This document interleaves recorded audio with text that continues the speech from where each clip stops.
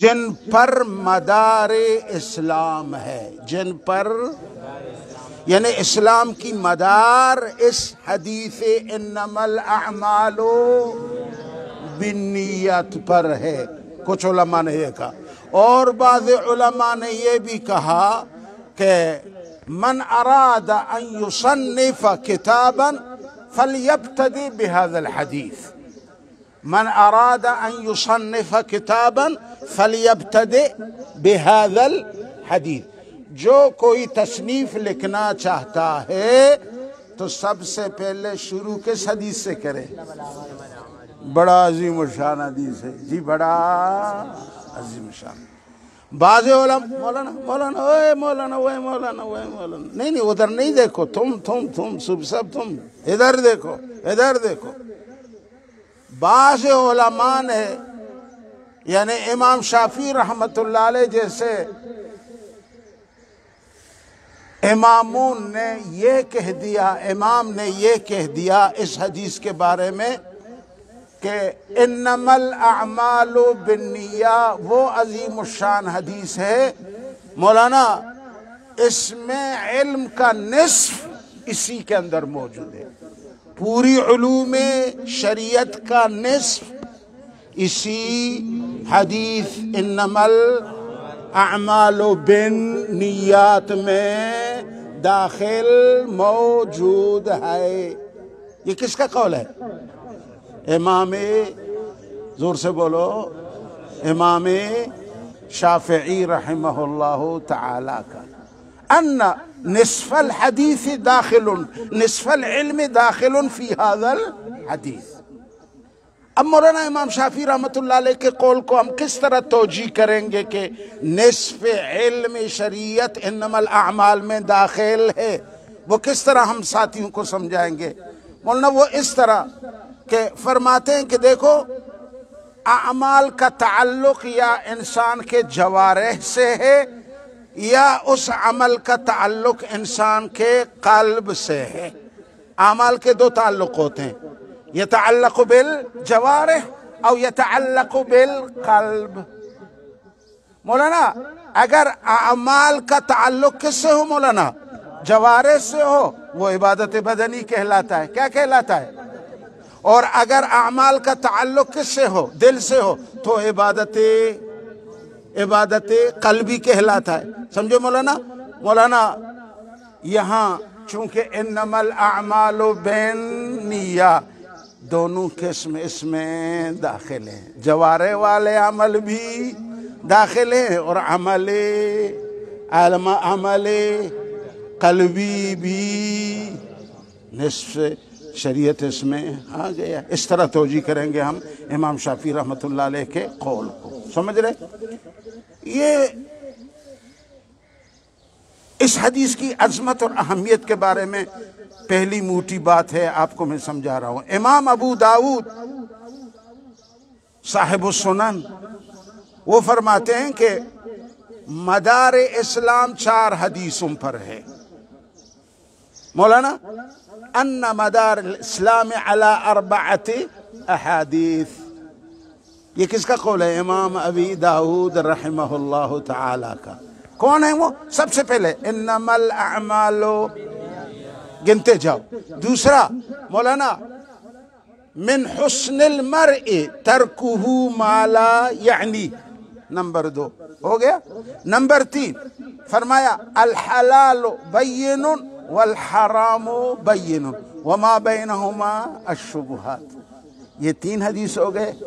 چوتھا حدیث مولانا فرماتے ہیں کہ ازہد فی الدنیا یحبک اللہ، ازہد فی الدنیا، آپ دنیا سے کنارہ گیری، زہد اختیار کرو، اللہ تم سے پیار کریں گے۔ اللہ تم سے، دنیا سے کنارہ گیری کرو، اللہ تم سے۔ کتنے حدیث ہو گئے؟ 4۔ ابو داؤد، امام ابو داؤد رحمہ اللہ فرماتے ہیں کہ مدار اسلام ان 4 حدیثوں پر ہے۔ سب سے پہلے کیا بیان کیا؟ انما الاعمال۔ دوسرے نمبر پر من حسن اسلام المرء ترکہ ما لا۔ تیسرے نمبر پر الحلال بین والحرام چوتھے نمبر پر ازہد فی الدنیا یحبک اللہ. اور امام احمد بن حنبل رحمہ اللہ صاحب مسند احمد بن حنبل، امام احمد بن حنبل رحمہ اللہ فرماتے ہیں کہ اصول اسلام 3 حدیثوں میں ہیں. ان اصول الاسلام موجود فی 3 حدیث. اصول اسلام 3 حدیثوں میں ہے. کیا فرمایا امام احمد بن حنبل رحمہ اللہ نے؟ زور سے بولو، زور سے بولو. یہ دارالحدیث بغیر چھت کے دارالحدیث ہے. یہ دارالحدیث بلا سقف، یعنی جتنا بھی شور کرو کوئی سنتا نہیں. سمجھ رہے مولانا؟ وہ 3 حدیث جو اصول اسلام میں امام احمد بن حنبل نے فرمایا، مولانا ان کا پہلا حدیث یہی ہے، انما دوسرے نمبر پہ الحلال بین والحرام بین، جس طرح امام ابو داؤد نے فرمایا تھا. مولانا تیسرے نمبر پر سیدہ ام المومنین ہمارے ماں قدردان سیدہ عائشہ رضی اللہ تعالی عنہا والی روایت ہے، من احدث فی امرنا هذا ما لیس منہ فہو رد فہو رد.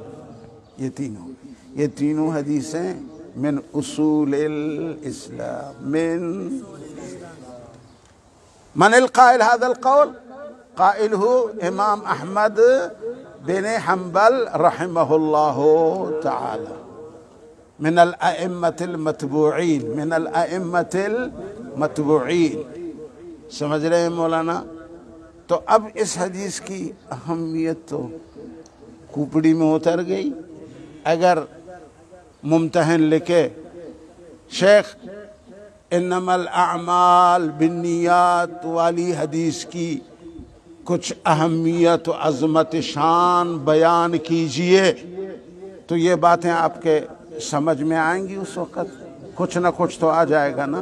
جو باتیں میں نے اس بارے میں بتائی، اگر ان کا ثلث بھی لکھ دو، تم 3 حصوں میں سے 1 حصہ بھی لکھ دو، کبھی بھی فعل مردود، کبھی مولانا فہو ردون نہیں ہوں گے، فہو ردون نہیں ہوں گے. تو ہر چیز کا ایک وہ ہوتا ہے. ٹھیک ہے مولانا، یہ پہلی موٹی بات تھی، میں نے آپ کی خدمت میں عرض کر دی. اب آئیے مولانا حدیث کے لفظوں پہ بحث کرتے ہیں. انما الاعمال بالنیہ، یہ انما یہ حرف حصر ہے.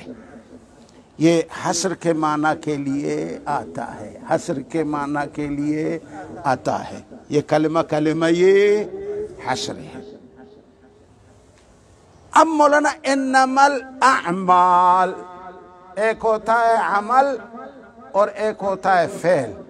اعمال افعال، عمل فعل، یہ 2 چیزیں ہیں. کیا عمل اور فعل دونوں مترادف ہیں، ایک ہیں، یا متفاوت ہیں؟ یا یہ ایک سوال ہے مولانا. بہت سارے علماء نے کہا کوئی فرق نہیں ہے، دونوں مترادف ہیں. لیکن بعض علماء نے کہا نہیں، کچھ فرق ہے. کیوں؟ فرق یہ ہے کہ افعال یا فعل یہ عام ہے، چاہے وہ فعل اختیاری ہو یا فعل غیر اختیاری ہو. انما الافعال میں فعل اختیاری بھی داخل ہیں، فعل، لیکن انما الاعمال عمل مکلف کے اس اختیاری فعل کو کہا جاتا ہے، غیر اختیاری فعل کو عمل نہیں کہا جاتا. تو لہٰذا ان میں کیا ہے؟ فرق ہے. کیا ہے مولانا؟ تفاوت ہے. کیا ہے مولانا؟ مترادفہ نہیں ہے، یہ متفاوتہ ہے. ٹھیک. اب مولانا اسی لیے تو میرے آقا صلی اللہ علیہ وسلم نے جب خطبہ دی تو فرمایا انما الاعمال بالنیہ، یہ نہیں کہا کہ انما الافعال بالنیہ، یہ نہیں کہا. کیا کہا؟ او صوفی افتح افتح ہاں افتح فمک. سمجھ رہے مولانا؟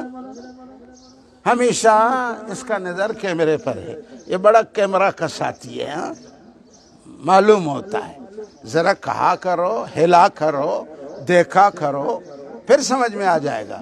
تو آپ نے کیا فرمایا؟ انما، یہ نہیں کہا انما، اس لیے کہ دونوں میں فرق ہے. وہ فعل اختیاری غیر اختیاری کو شامل ہے، عمل صرف مکلف کے اختیاری فعل کو کہا جاتا ہے، غیر اختیاری کو نہیں کہا جاتا. ٹھیک ہے. اب مولانا انما حشر کے لیے ہوا اور پھر افعال اور اعمال میں فرق بیان کیا گیا. اب آئیے بالنیات، انما الاعمال. مولانا یہاں پہ نیت کا لغوی معنی کیا ہے، اصطلاحی معنی کیا ہے؟ مولانا لغت میں نیت ہر قسم کے پختہ ارادہ کو کہتے ہیں. لغت میں نیت ہر قسم کے پختہ ارادے کو کیا کہتے ہیں؟ نیت. کیا کہتے ہیں؟ فی اللغہ.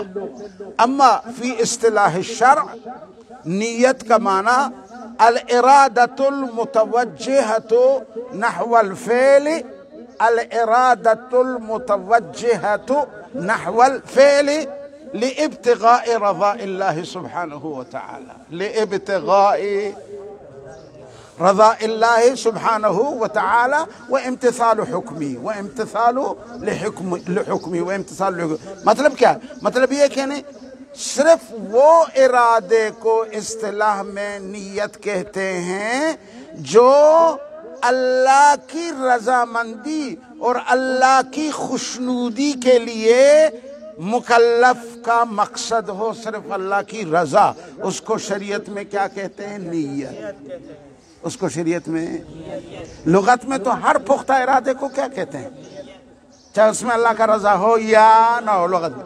لیکن شریعت میں ہر وہ نیت و ارادہ جو ابتغاء لرضاء اللہ و امتثالا لحکمہ ہو، ابتغاء لرضاء اللہ و امتثالا لحکمہ، جو اللہ کی رضامندی کے لیے اور اس کی حکم کی فرمان برداری کے لیے وہ نیت جب کیا جائے گا تو اس کو اصطلاح شرع میں کیا کہتے ہیں؟ نیت کا شرعی معنی یہ. ٹھیک ہے مولانا؟ اب نیت کا مولانا لغوی معنی بھی آپ نے پڑھا، شرعی معنی بھی آپ نے پڑھا. سمجھ رہے مولانا؟ اب میرے طرف دیکھیں. انما الاعمال یہاں 3 لفظ ہیں، ان پہ غور کیجئے گا. نمبر 1 نیت، نمبر 2 عزم، نمبر 3 قصد. کتنے لفظ ہو گئے؟ 3.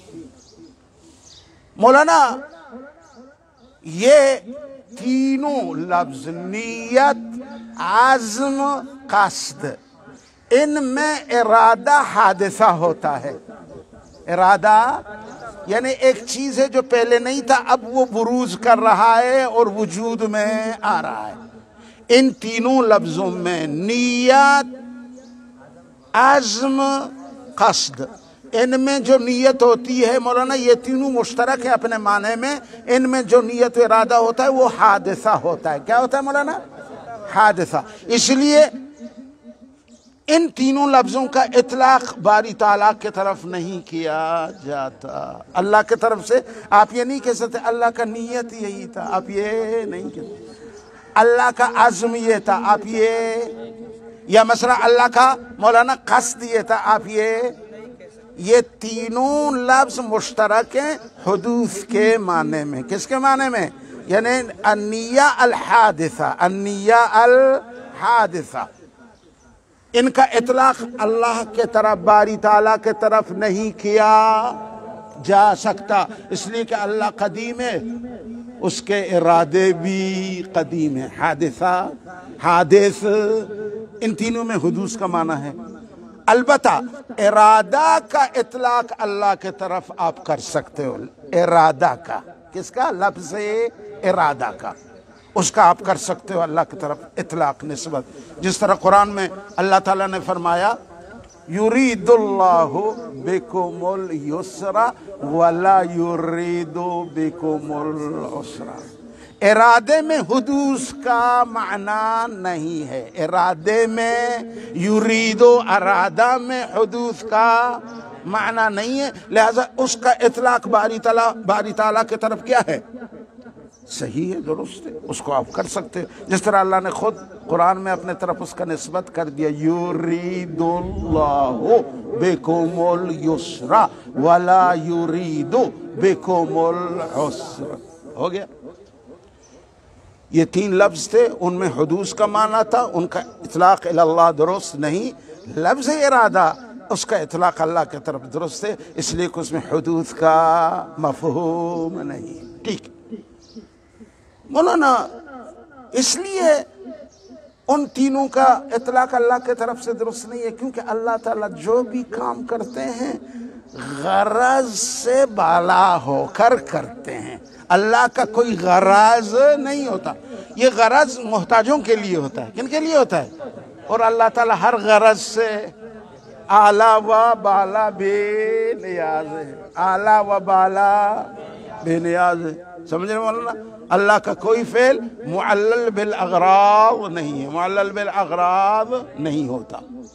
مولانا یہ تھا انما الاعمال بالنیات، اس کے ہر جز پہ ہم نے آپ کو بتا دیا۔ اب مولانا تیسری بات جو ہم عرض کریں گے آج کے درس میں، موٹی بات، وہ یہ ہے کہ ہمارے اس کتاب کے یہ پہلی روایت بخاری شریف کے، دیکھو مولانا، سمعتو، حضرت عمر بن خطاب کہتے ہیں کہ سمعتو رسول اللہ صلی اللہ علیہ وسلم یقول انما الاعمال، ڈھونڈ لیا روایت، ہاتھ رکھو روایت پہ، انما الاعمال۔ مولانا یہاں دونوں اعمال بھی جمع کے صیغہ میں آیا ہے اور نیات بھی، انما الاعمال بالنیات، اعمال عمل کی جمع اور نیات نیت کی جمع ہے، سمجھے؟ جبکہ ایک اور حدیث بھی ہے، ایک دوسری روایت بھی ہے، وہاں صرف یہ ہے کہ انما الاعمال بالنیہ، انما بالنیہ، نیات نہیں بلکہ بالنیہ، مفرد کا لفظ لایا گیا ہے وہاں پہ۔ تو اب یہاں پہ سوال یہ ہے کہ وہاں دونوں کو جمع لایا گیا اس روایت میں جو ہم پڑھ رہے ہیں، اور دوسری روایت میں اعمال تو جمع ہے لیکن نیت مفرد ہے، نیت مفرد ہے، کیوں؟ مولانا اس کا جواب سن لیجئے گا، اور مولانا ذرا ذہن پہ زور لگا کے سن لیں۔ مولانا اصل میں اعمال کا صدور جو ہے اس کا تعلق جوارح سے ہے، انما یصدر العمل من الجوارحات، من الجوارح۔ مولانا جوارح بہت سارے ہیں، ایک نہیں ہے، ہاتھ ہے، پیر ہے، زبان ہے، کان ہیں، آنکھیں ہیں، یہ سب کیا ہیں؟ جوارح ہیں۔ چونکہ عمل کا دار و مدار جوارح سے ہے اور جوارح ایک نہیں ہے، سمجھے مولانا؟ تو اس لیے وہاں پہ اعمال کو کیا لایا؟ جمع لایا، اعمال کو جمع لایا، سمجھ رہے مولانا؟ جوارح متعدد ہیں، اعمال کو بھی جمع کے صیغے پر لایا گیا، انما الاعمال، ٹھیک ہے مولانا؟ اور جو نیت مفرد لایا گیا ہے دوسری روایت میں، نیت کا تعلق اس کا صدور قلب سے ہے، نیت کا صدور، صادر ہونا، عمل کا انجام ہونا، نیت کرنا، اس کا تعلق قلب سے، اور قلب سمجھ رہے ہو مولانا؟ قلب سے نہیں ہے، قلب سے ہے۔ کس سے؟ کیا مولانا؟ پورا بولو۔ قلقلہ، قلب، ابتدا میں قاف قلقلہ اور آخر میں با قلقلہ، قلب، سمجھے؟ اور اگر قلب کہو گے تو پھر گڑبڑ ہو جائے گا۔ ہاں، وہ ایک غیر مقلد تھا، اس نے کتاب میں پڑھا تھا لا صلاۃ الا بحضور القلب۔ کیا مولانا؟ مولانا جب تک دل نماز میں نہ ہو وہ نماز کامل نہیں ہے، سمجھے؟ لا صلاۃ الا اب اس نے تو قلب تو پڑھا تھا نا، اس کو بڑا کاف چھوٹا کاف کا فرق نہیں معلوم تھا، وہ اس کو قلب سمجھتا تھا۔ کیا سمجھتا تھا؟ قلب۔ قلب یعنی کتا، چار پاؤں والا، چار پاؤں والا کتا۔ تو وہ جب بھی نماز پڑھتا تھا 5-6 کتے آ کے اپنے سامنے کھڑا کر دیتا تھا۔ تو کسی نے پوچھا میاں یہ کیا کر رہے ہو؟ ہم تو کہتے نہیں یہ تو سنت ہے، نبی نے فرمایا لا صلاۃ الا بحضور جب تک قلب سامنے نہ ہوگا تو نماز نہیں ہوگی، اس لیے مجھے جتنا بھی زیادہ کتا ملے گا میں اپنے سامنے باندھ دوں گا، وہاں موجود ہوں، ہماری نماز تب ہو جائے گی۔ سمجھے؟ یہ ہوتا ہے غلط سمجھنا۔ تو لا صلاۃ الا بحضور القلب، یہ قاف قلقلہ والا ہے۔ تو یہاں پر بھی مولانا یہ بڑا کاف ہے، یعنی نیت کا تعلق کس سے ہے؟ قلب سے۔ کس سے؟ قلب سے۔ کس سے؟ ہاں، کس سے؟ قلب سے۔ ایک طالب علم تھا، اس سے کسی نے پوچھا، مزاحیہ طور پہ کہہ رہا ہوں، اس نے پوچھا میاں، وہ جنگل کا طالب تھا اور یہ شہر میں پڑھ رہا تھا کراچی میں۔ اس نے کہا میاں آپ کہاں پڑھ رہے ہو؟ کہا میں کراچی میں۔ کہاں؟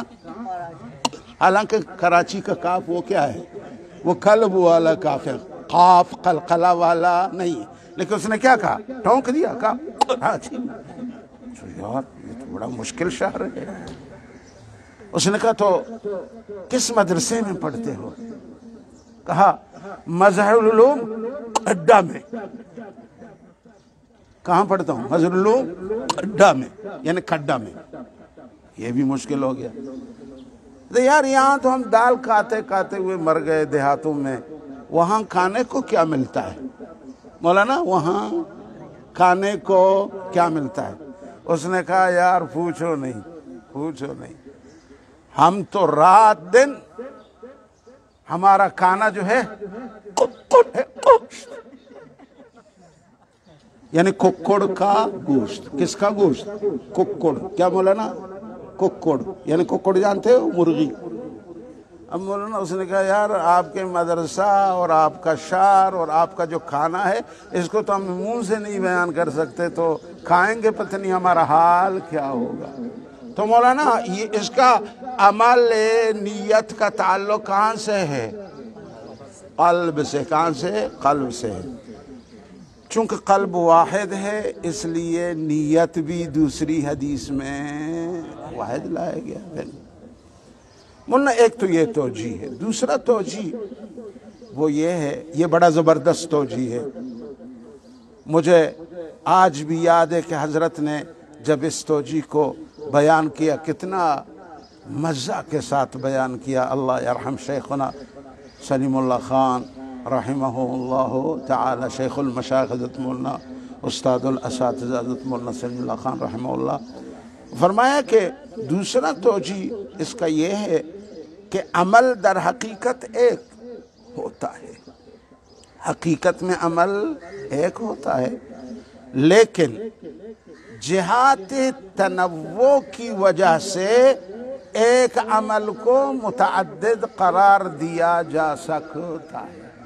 عمل حقیقت میں ایک ہے لیکن جہات کی تنوع، قسم قسم ہونے پر یہ جہت اور ہے، وہ جہت اور ہے، وہ جہت اور ہے، وہ جہت اور ہے، تو تنوع جہات کی وجہ سے ایک ہی عمل کو متعدد قرار دیا جا سکتا ہے۔ اب مولانا مثال کے طور پہ میں آپ کو سمجھا دیتا ہوں تاکہ آپ کو پریشانی نہ ہو، آپ مضبوطی سے اس کا مفہوم سمجھیں۔ مثال کے طور پہ میرے طرف دیکھو، ایک شخص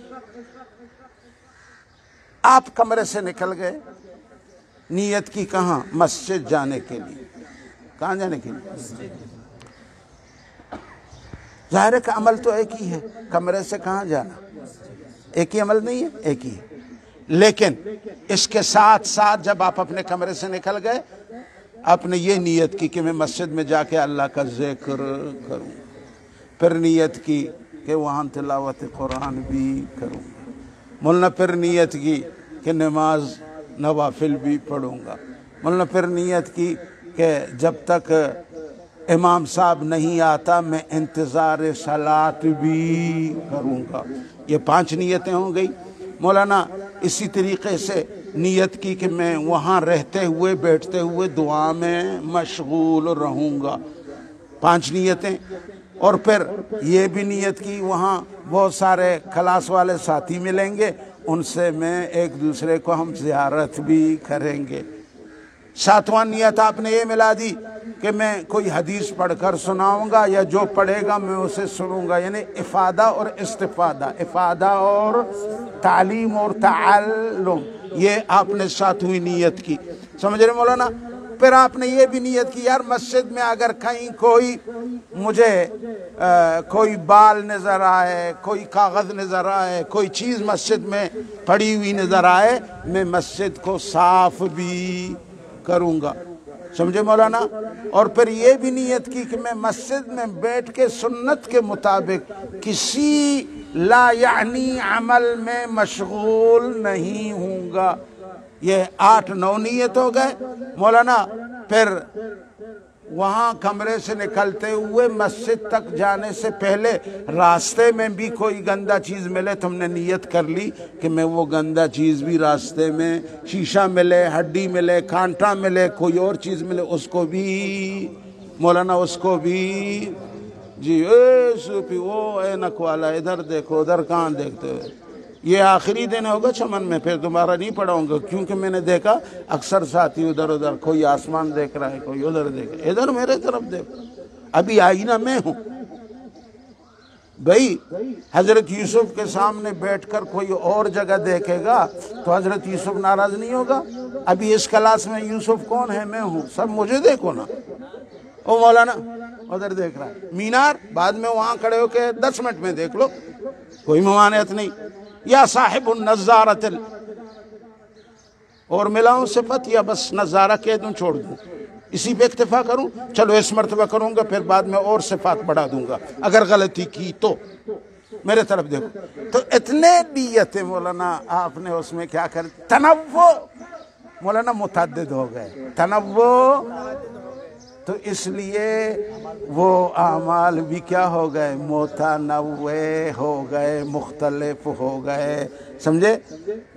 لیکن خود عمل خروج من الغرفہ الی المسجد، مسجد جانے کا ایک ہی عمل تھا۔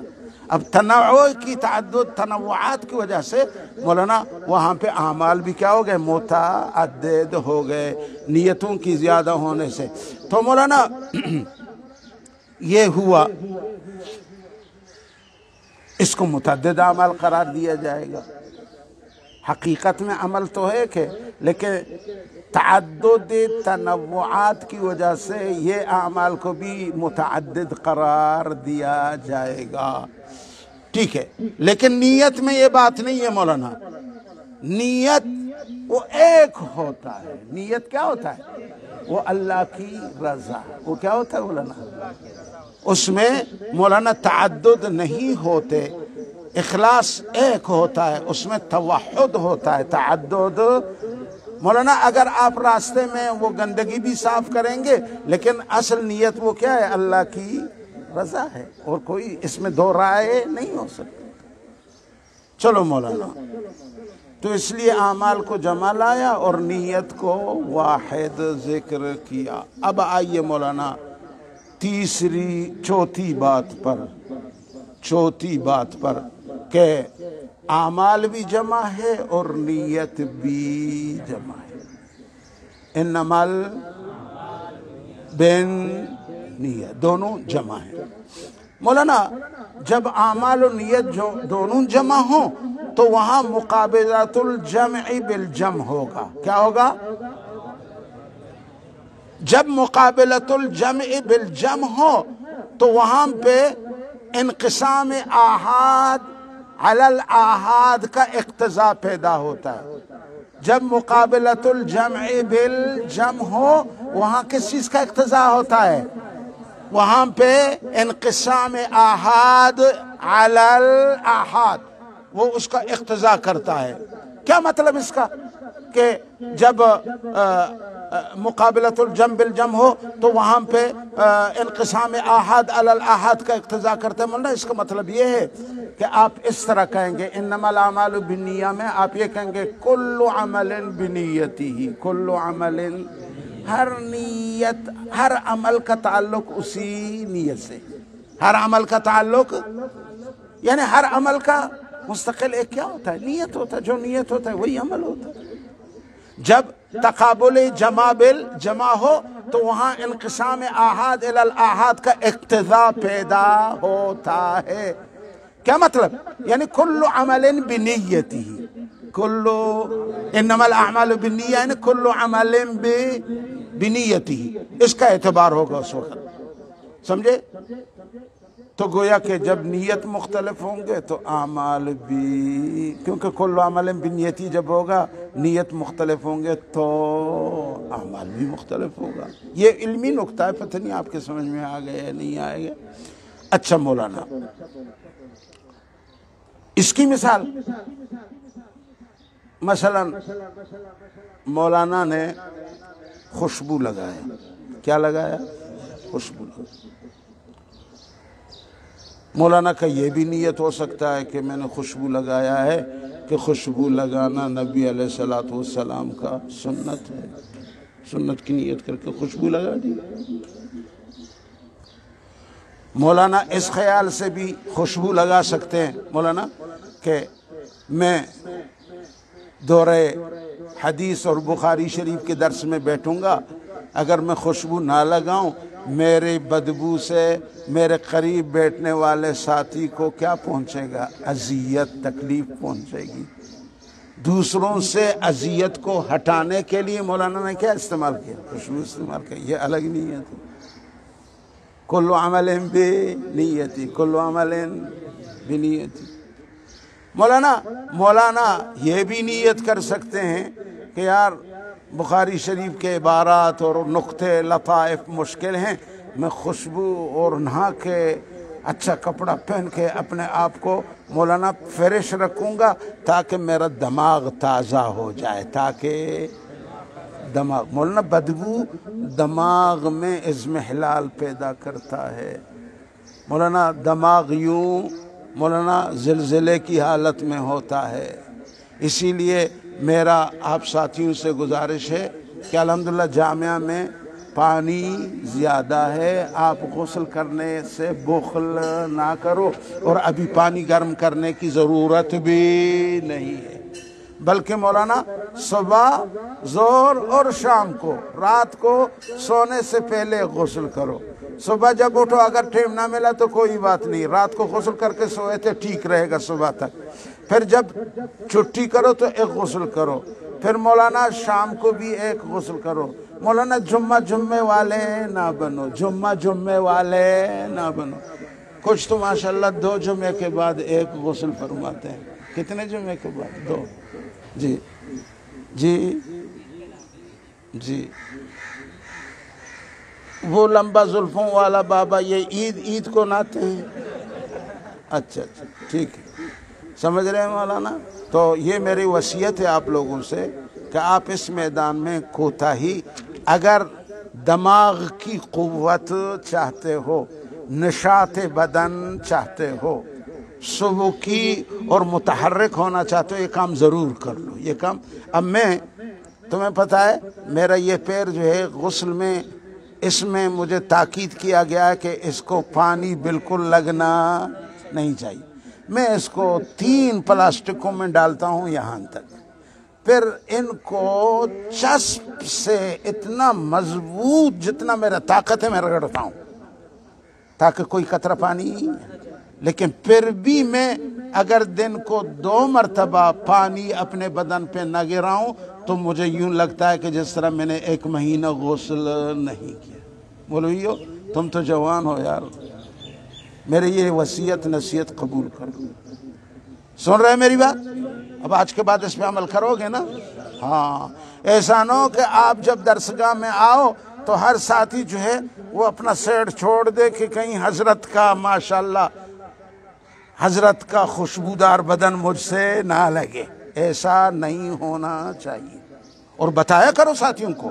جو ساتھی تنبل ہو نا، کیا ہے دوڑ کے آئے ہو درس پڑھنے کے لیے، جاؤ 1 بالٹی پانی اپنے اوپر بہاؤ بھائی۔ مولانا اسلام کس چیز کو پسند کرتا ہے؟ صفائی کو۔ الطہور شطر الایمان۔ ہاں، تم نے جس طلبہ کو دیکھا وہ تنبل ہے نا، تو سمجھ لو کہ عبادت کے میدان میں بھی وہ تنبل خان ہے، عبادت میں بھی وہ تنبل خان ہے۔ جی ہاں، یہ وصیت میرا بھولنا نہیں۔ تو یہ جملہ معترضہ کے طور پہ ہم نے کہہ دیا۔ تو مولانا یہاں 3 نیت، خوشبو سنت ہے، دوسرے ساتھیوں کو تکلیف نہ ہو اس لیے نیت کر کے خوشبو لگا رہا ہے، یا یہ کہ قوت دماغی کے لیے۔ مولانا کل عمل بے نیتی، نیت الگ ہے، عمل کا ثواب اجر بھی الگ ہے۔ مولانا اگر یہی مول صاحب خوشبو اس لیے لگائے مولانا تاکہ کلاس میں پتہ چل جائے جی فلان طالب علم بڑا سیٹ ہے، اس کا خوشبو دیکھو، اس نیت سے دکھلاوے کے لیے لگائے، یا اس لیے خوشبو استعمال کرے کہ آتے جاتے ہوئے نامحرموں کو اپنے طرف مائل اور راغب کر دے۔ سمجھے مولانا؟ تو یہ نیت جو ہے کل عمل بنیتہ میں، یہاں عمل تو وہی خوشبو ہے لیکن نیت میں فرق ہے۔ وہاں 3 صورتوں میں ثواب ملا، اور اس 4تھی 5ویں صورت میں دوسروں کو پسانے کے لیے یا اپنے بڑائی کو دکھانے کے لیے خوشبو استعمال کرتا ہے، تو یہاں چون نیت بدل ہے، اس کا جزا، اس کا ثواب بھی نہیں بلکہ الٹا پکڑا جائے گا، الٹا پکڑا جائے گا۔ آپ نے دیکھا اگر کوئی عورت اپنی شوہر کو جلب کرنے کے لیے، راغب کرنے کے لیے خوشبو کر کے مولانا سنگار کر کے اپنے آپ کو تر و تمیز رکھ کے، تو اس کو جہاد کا ثواب ملے گا۔ لیکن یہی عورت اگر خوشبو لگا کے روڈ ناپنے لگے گی، کہاں جائے گی؟ اسپتال میں جائے گی، سرکاری دفتر میں جائے گی، اور بناؤ سنگار کر کے خوشبو لگا کے میک اپ کر کے، تو مولانا یہ گھر سے نکلتے ہی جب تک یہ جائے گا واپس گھر میں آئے گا، ہر قدم پہ اللہ کے فرشتے اس عورت پر کیا بیچتے ہیں؟ لعنت بیچتے ہیں۔ کل عمل بنیتہ۔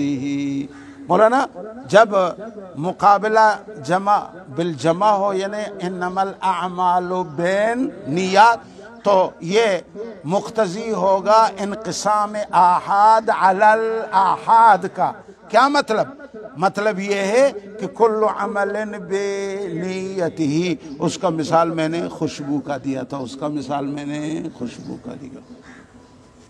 تو عمل خیر کا ہوگا، ثواب خیر کا ہوگا، عمل برا، نیت برا ہوگا تو ثواب بھی برا ہوگا۔ ٹھیک ہے مولانا، یہ بات بھی آپ کے سمجھ میں آ ہی گیا۔ اب مولانا 5ویں بات آج کے درس میں، ٹائم کیا ہو گیا؟ ٹائم مجھے بتاؤ۔ 9 کتنے تک ہمارا ٹائم پورا ہوتا؟ 9:30۔ ٹھیک ہے الحمدللہ۔ مولانا یہ مختصر کر دوں گا، تھوڑا سا مشکل بحث ہے لیکن مختصر کر دوں گا۔ مولانا اب 5ویں بات آج کے درس میں ہم اس حدیث کی بحث فقہ کو بیان کریں گے اور شان ورود و نزول حدیث کو آپ کی خدمت میں بیان کریں گے۔ انما الاعمال بالنیات کا جو حدیث ہے اس کا بھی کوئی شان نزول، شان ورود ہے، اور اس میں فقہی بحث ہمارے اسلاف نے کیا کیا، شراح بخاری نے کیا کیا، وہ بھی فقہی بحث بیان کریں گے اور شان ورود بیان کریں گے۔ مولانا انما الاعمال با حرف جار اور النیات مجرور برائے جار، جار اپنے مجرور سے مل کے آپ کو کوئی متعلق مقدر ماننا پڑے گا، کوئی متعلق جار کا مجرور کا ماننا پڑے گا۔ اب یہاں بالنیات جو جار و مجرور ہے ان کا متعلق کیا ہے جو مقدر ہے؟ مولانا امام شافعی رحمۃ اللہ علیہ و دیگر کچھ امام ہیں سمجھے، وہ یہاں پہ تصحح کو مقدر مانتے ہیں۔ کس کو؟ وہ تصحح کو مقدر کہتے ہیں، انما الاعمال تصح بالنیات، یا انما صحت الاعمال بالنیات، تصحح کو مقدر نکالتے ہیں یا صحت کو مقدر نکالتے ہیں۔ احناف اس تقدیر کو صحیح نہیں مانتے، احناف کہتے ہیں کہ یہاں تقدیر عبارت انما الاعمال بالنیات، انما ثواب الاعمال بالنیات، ثوابوں کو مقدر مانتے ہیں، یا انما حکم الاعمال بالنیات۔ اب مولانا ائمہ ثلاثہ جو تصحح کو مقدر مانتے ہیں جار مجرور کے لیے، اس کا جو متعلق تصحح کو مانتے ہیں مقدر نکالتے ہیں، ان کا دلیل ائمہ ثلاثہ امام شافعی اور دوسرے اماموں کا وہ حدیث الباب ہے۔ کون سا حدیث؟ انما الاعمال بن، زور سے بولو، بن نیت، سمجھے مولانا؟ وہ کیا کہتے ہیں؟ کہتے ہیں اعمال جمع عمل کی، وضو بھی ایک عمل ہے، جس طرح اعمال کی صحت کے لیے نیت ضروری ہے، وضو بھی ایک عمل ہے، اس کی صحت کے لیے بھی نیت شرط ہے، ضروری ہے، لہذا بغیر نیت کے وضو نہیں ہوگا، جب وضو نہیں ہوگی تو نماز نہیں ہوگی، اذا فات الشرط فات المشروط۔ دیکھا کہاں کھینچا ان بزرگوں نے اور مسئلے کو کہاں سے نکال دیا۔ انما الاعمال، وضو بھی کیا ہے؟ عمل، اعمال کے لیے نیت تصح بالنیت، تو وضو کے لیے بھی نیت تصح الوضوء بالنیت، لا يصح الوضوء الا بالنیت۔ جب نیت صحیح نہیں ہو وضو نہیں ہوگا، جب مولانا وضو نہیں ہوگا تو حضرت والا کا نماز بھی، تو انما تصح الاعمال بالنیت۔ یہ کس کا متعلق مقدر تصحح کس کا ہے؟ ائمہ ثلاثہ کا، اور وہ حدیث الباب سے دلیل پکڑتے ہیں، لیتے ہیں۔ مولانا ہمارے ہاں ہم نے کیا مقدر مانا تھا؟ انما ثواب الاعمال بالنیات، یا ہم نے مانا تھا انما حکم الاعمال بالنیات، ٹھیک ہے؟ ہم اس تصحح متعلق تقدیر کو صحیح نہیں مانتے۔ ہم ان کا کیا جواب دیتے ہیں احناف کو؟ مولانا کبھی کبھی انما الاعمال کو ممتحنین حضرات لکھ دیتے ہیں، کہتے ہیں یہاں جو فقہی اختلاف بین ائمہ ہے اس حدیث میں، اس پہ بیان روشنی ڈال دیں اور یہ بتائیں کہ یہاں بالنیات میں جو جار مجرور ہے ان کا متعلق کیا ہے۔ تو آپ مولانا یہ سوال بھی ہے، اس کا جواب بھی لکھیں، پھر فقہی اختلافات کو بھی لکھیں۔ امام شافعی کی دلیل کہاں سے تھی یہ اختلاف میں؟ حدیث الباب سے۔ کس سے تھی؟ یعنی انما بالنیات۔ ہم اس کو مانتے نہیں ہیں تصحح کی تقدیر کو متعلق کو، ہم کہتے ہیں کہ ثواب الاعمال بالنیات۔ مولانا ہمارا دلیل کیا ہے؟ ہمارا دلیل اس حدیث کی شان ورود اور شان نزول ہے۔ انہوں نے حدیث الباب سے دلیل لیا تھا، ہم کہاں سے دلیل لیں گے؟ ہم جو تصحیح کی تقدیر عبارت کو مانتے نہیں ہیں، ہم صحت الاعمال کو نہیں مانتے، ہم کیا کہتے ہیں کہ انما ثواب، ہم کہاں سے دلیل لیتے ہیں؟ شان حدیث کی شان اور شان نزول سے۔ ٹھیک ہے مولانا؟ وہ کیسے؟ مولانا میرے طرف دیکھیں، حضرت عبداللہ بن مسعود رضی اللہ تعالیٰ عنہ کی روایت موجود ہے کہ وہ فرماتے ہیں، حضرت عبداللہ بن مسعود شان ورود حدیث کے بارے میں، کان فینا رجل، کیا مولانا؟ زور سے بولو، خطب امرأۃ، حضرت عبداللہ بن مسعود فرماتے ہیں کہ ہم میں ایک شخص تھا، اس نے کسی عورت سے خطبہ نکاح کا پیغام دیا کہ میں تجھ سے شادی کروں گا۔ وہ عورت مدینے میں تھی اور یہ پیغام دینے والا کہاں تھا؟ مکہ میں۔ عورت نے اس کو لکھ دیا، کہا اس طرح میں تجھ سے شادی نہیں کروں گی مگر یہ کہ تم مکہ سے ہجرت کر کے کہاں آ جاؤ؟ مدینہ طیبہ تشریف لاؤ۔ سمجھے؟ اس عورت کا نام یقال لہا ام قیس، اس عورت کا نام کیا ہے؟ ام قیس، لیکن اصل اس کا نام جو ہے قیلہ ہے۔ کیا مولانا؟ قیلہ۔ کیا مولانا؟ قیلہ۔ یہ کیلا نہیں جو تم کہتے ہو، یہ قاف قلقلہ والا ہے، قیلہ۔ کیا مولانا؟ قیلہ۔ اور پھر وہاں پرچے میں لکھو کیلا، جی کیلا، اور پھر کیلا کا تصویر بھی نیچے دے دو، استاد کے بھیج دو، جی ایسا نہیں، بی بی قیلہ، بی بی قیلہ۔ تو بی بی قیلہ نے انکار کر دیا، کہا کہ میں اس وقت شادی کروں گی جب آپ آؤ، میں نے کہا کر لوں گی۔ چنانچہ اس شخص نے مکہ سے نکاح کی نیت و غرض سے ہجرت کر کے کہاں آ گیا؟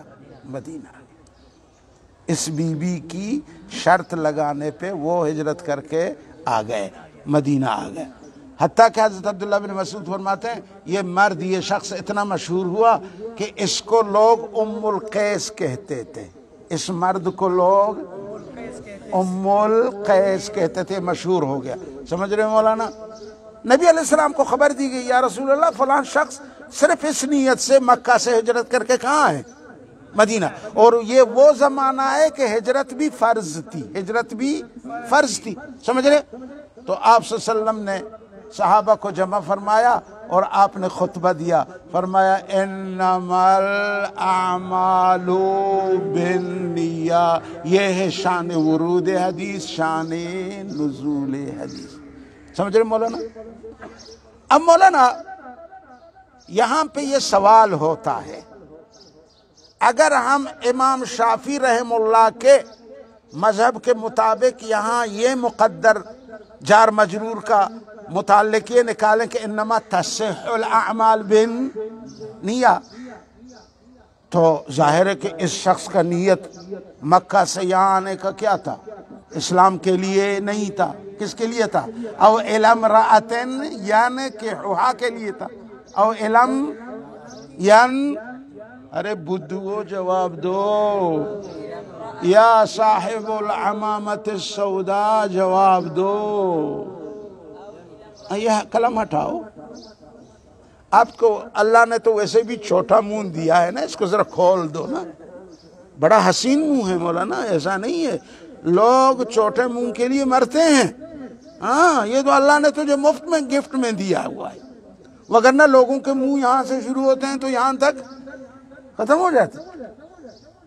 ادھر دیکھو یہ بھی ہنس رہا ہے آج درس بخاری میں بیٹھ کے، سمجھ رہے ہیں مولانا؟ یہ تو مولانا ہجرت کس کے لیے تھے؟ علم رأتین، یہ تو وہ ہجرت شرعی نہیں تھی۔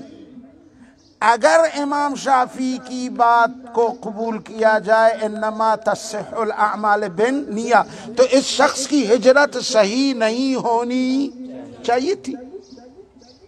اور آپ صلی اللہ علیہ وسلم نے جب خطبہ دیا یہ تو فرمایا کہ انما الاعمال بالنیہ، لیکن اس شخص سے یہ نہیں کہا کہ میاں تم دوبارہ یہاں سے مکہ چلے جاؤ، پھر شرعی نیت کر کے لوجہ اللہ آ جاؤ، یہ آپ نے نہیں کہا۔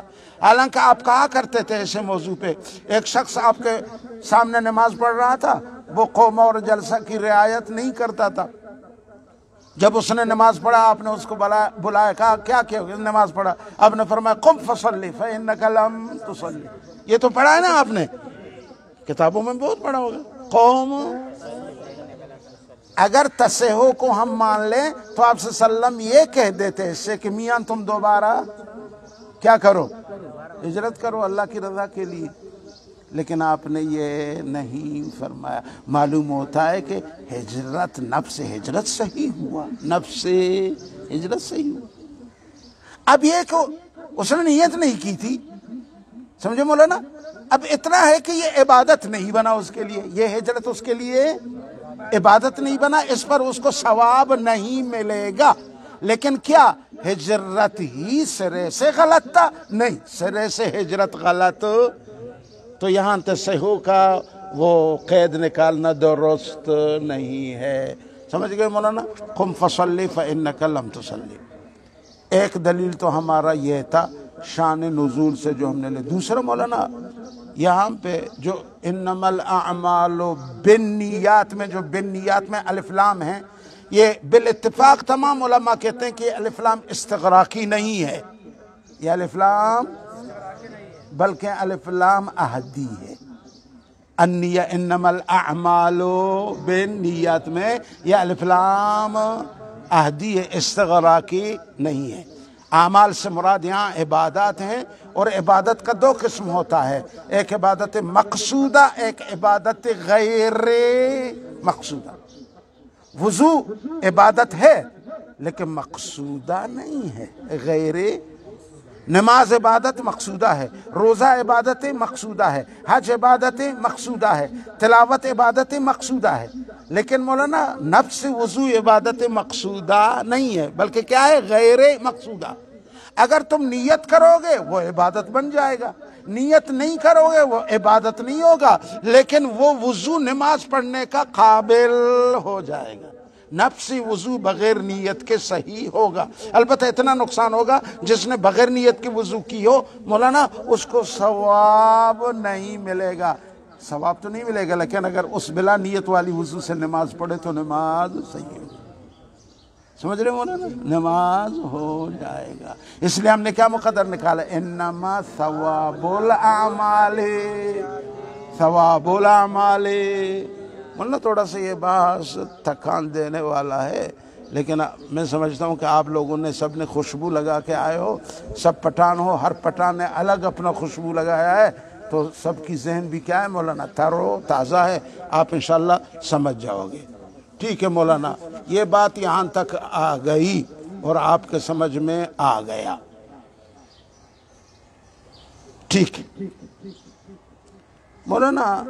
تیسرا بات جو ہم الزامی کہتے ہیں شوافق کے دلائل کے جواب میں، وہ یہ الزامی جواب کہ ہم کہتے ہیں جس حدیث سے امام شافعی نے دلیل پکڑا، ہم حنفیوں پر حملہ کر دیا کہ حنفی تم وضو میں نیت شرط قرار نہیں دیتے ہو، لہذا وضو نہیں ہوتا، جب وضو نہیں ہوتا تو نماز نہیں ہوتی، کیونکہ انما تصح الاعمال بالنیہ، انما الاعمال تصح بالنیہ، یہ سب مفروضہ جو وہ قائم کرتے ہیں۔ ہم کہتے ہیں اصل میں اگر غور سے دیکھا جائے یہ حدیث الباب جس سے امام شافعی دلیل لے رہے ہیں اپنے مذہب کے لیے، یہ تو حنفیوں کا دلیل ہے۔ حدیث الباب اصل میں کس کا دلیل ہے مولانا؟ جی ہاں، بلکہ ہم تو جواب امام شافعی سے چاہتے ہیں کہ تم اس حدیث کا جواب دے دو، تم حدیث سے جو دلیل لے رہے ہو وہ تو چھوڑ دو، یہ ہے ہماری دلیل، کس کی؟ احناف کی، اور تم اسی حدیث کا جواب دے دو۔ سمجھ رہے ہو مولانا؟ تو ہم بھی وضو کو مولانا اگر چاہیں گے کہ وضو عبادت ہو، مولانا وضو کی عبادت ہونے کے لیے ہم بھی نیت کو کیا قرار دیتے ہیں؟ شرط قرار دیتے ہیں۔ وضو کی عبادت ہونے کے لیے ہم بھی وضو کو، لیکن اگر کسی نے بغیر نیت کے وضو کیا، کیا نفس وضو اس کا صحیح ہے یا نہیں؟ اس وضو سے جو نماز پڑھے گا وہ صحیح ہے نہیں، اس میں کوئی شک نہیں، وضو بھی صحیح ہے اور نماز بھی صحیح۔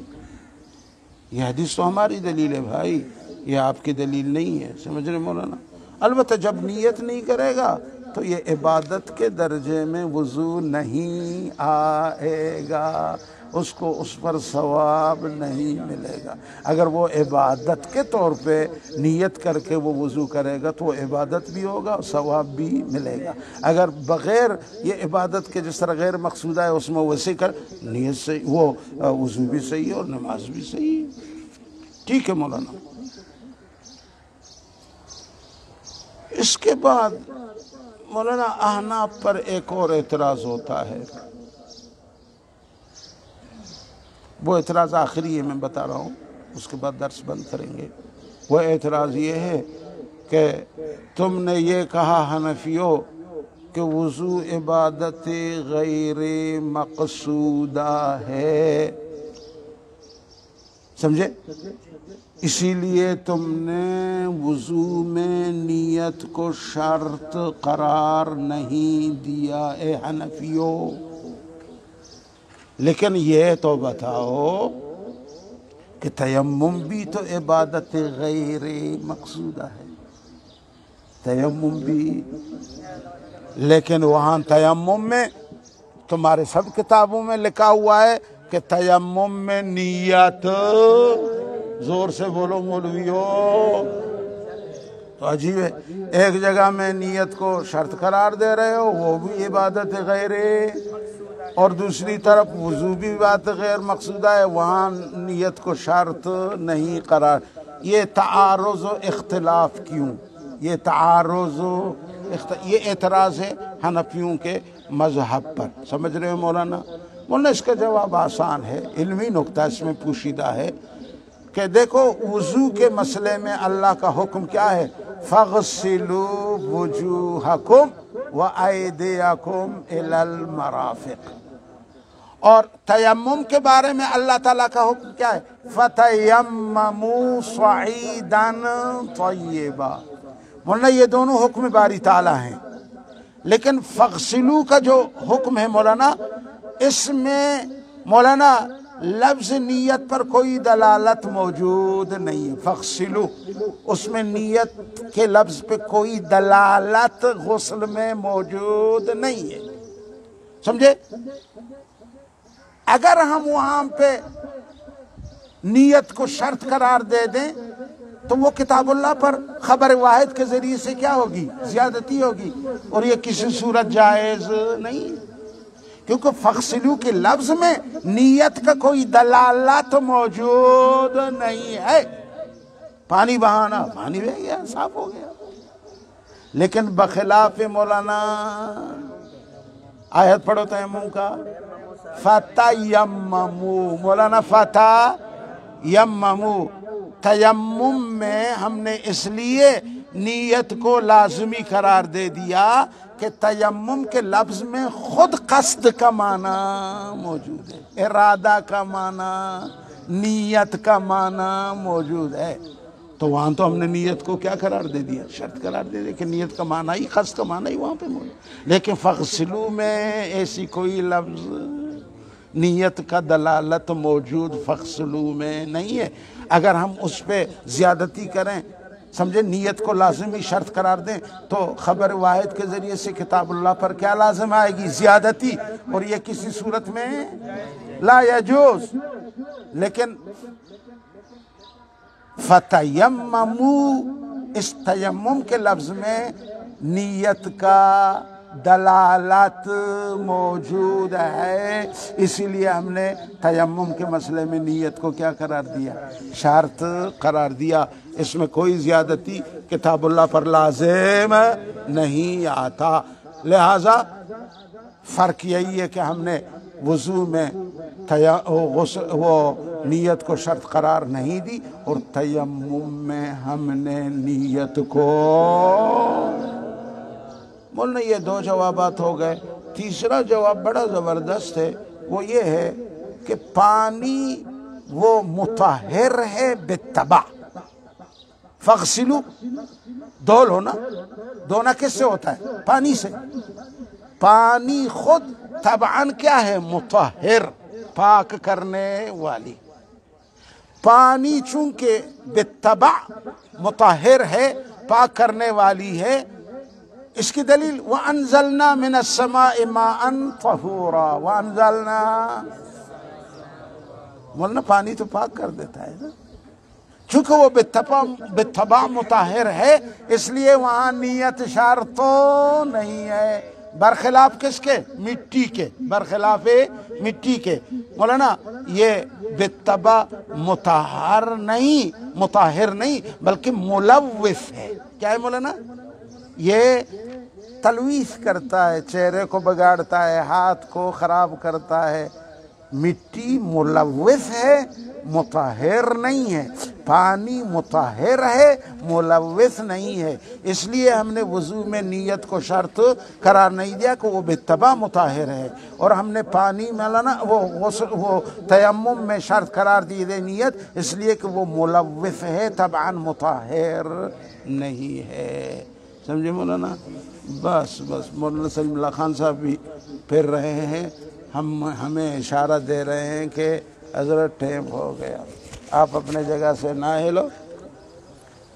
اور مولانا یہ جمع کرو، یہ لے لو. مولانا سلیم اللہ صاحب تم بس آؤ اپنا درس شروع کرو. کتابیں لائے ہو مولانا کے؟ نہیں لائے ہو؟